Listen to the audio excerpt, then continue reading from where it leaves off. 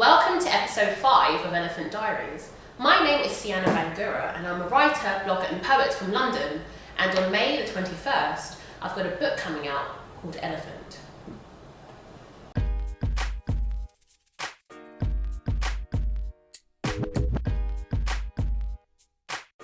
Elephant is my debut collection of poetry, and in the previous episodes of Elephant Diaries I've given you an insight into what you can expect from each section of the collection, from the thinking process, the inspiration behind the writing, to kind of wider themes surrounding the topics of discussion. Now in episode 5 we are still talking about relationships actually. In one of the previous episodes we were talking about kind of love and loss. And in this episode, we're going to kind of look on the brighter side of love. Starting with the first poem, He is Painfully Pragmatic. This is one of my favourite ones to perform, definitely. I perform it with music, so it's very much a kind of spoken word track. And I wrote it, as with lots of my poems, out of frustration. I think I was quite frustrated with how my partner shows love, and then it kind of, I wrote a poem about it, and it was funny because the reception I got gave it a whole new meaning. I kind of thought people would react and say, he's a victim of patriarchy or something, and absolutely not. People were kind of like, oh my god, that's so sweet, and so I kind of call this a sort of anti-love poem, and maybe you'll see why. It goes like this.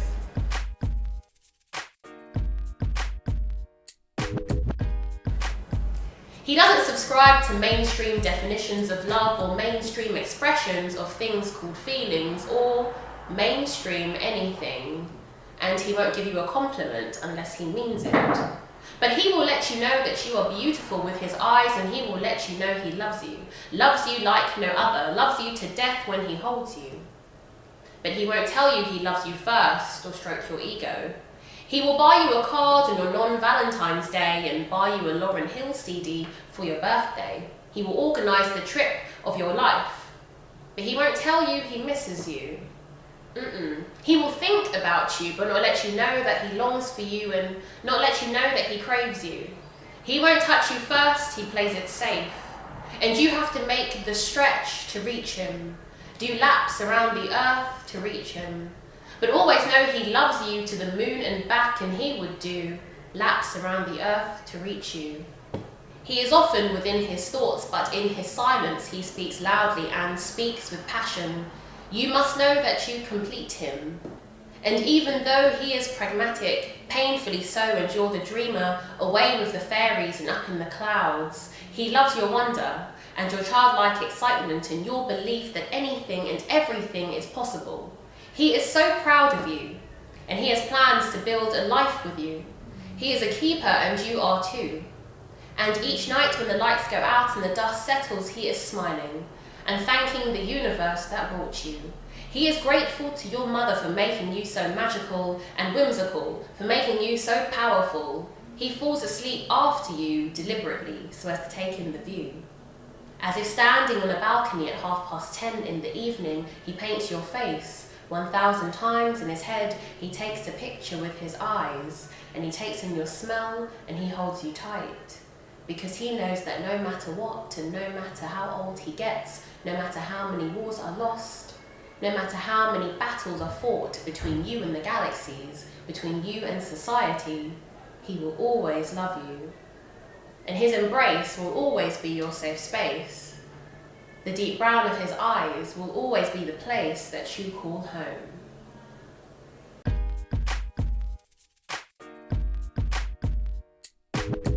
So the second and final poem in this section is called Best Men.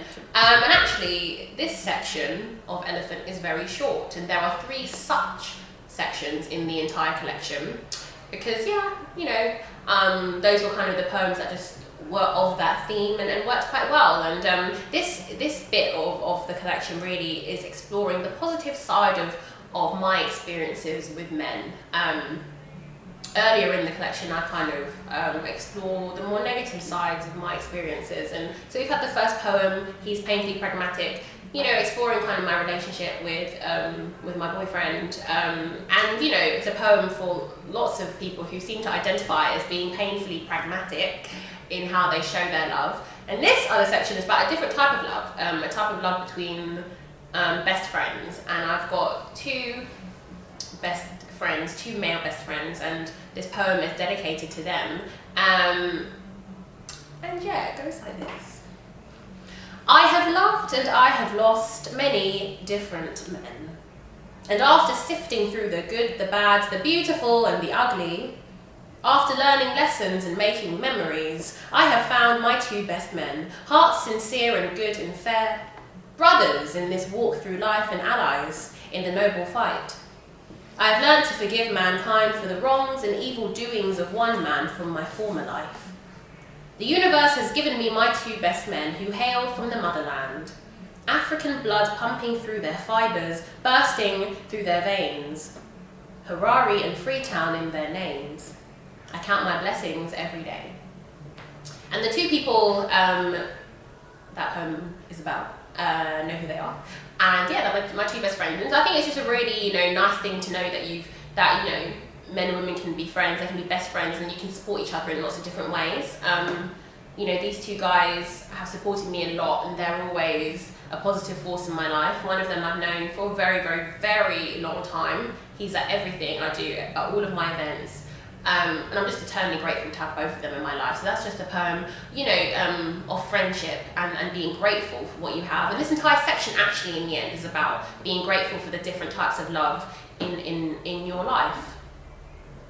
So we've reached the end of episode 5 of Elephant Diaries, and that's been a reflection of just kind of love, the different loves in my life, the different types of love I've experienced from the different men in my life, from romantic love to friendship, and yeah, kind of more positive section of the entire collection. Look out for the next episode, where we'll be starting to reflect on womanhood, on black womanhood. We're entering Women's Month, and on March the 8th is International Women's Day, so I keep myself busy in this month really, and I'm going to have lots to say about kind of womanhood and my experiences of that. But until then, thank you very much for watching, and keep an eye out for the next one.